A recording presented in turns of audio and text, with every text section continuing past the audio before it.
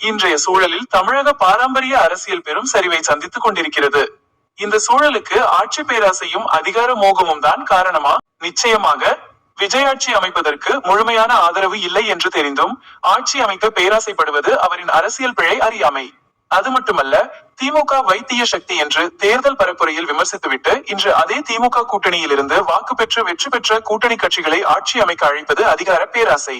இது நிச்சயமாக விஜய்க்கு இறங்குமுகமாகத்தான் அரசியல் களத்தில் இருக்கும். திமுக தலைவர் ஸ்டாலின் அவர்கள் ஆளுநர் புதிய அரசு அமைக்க கூப்பிட வேண்டும் என்று கூறியதை பற்றி என்ன நினைக்கிறீர்கள்? ஸ்டாலின் அவர்கள் இந்த செயல் மூலம் தன் பெருந்தன்மையை வெளிப்படுத்துவதாக நினைத்துக் கொள்கிறார்.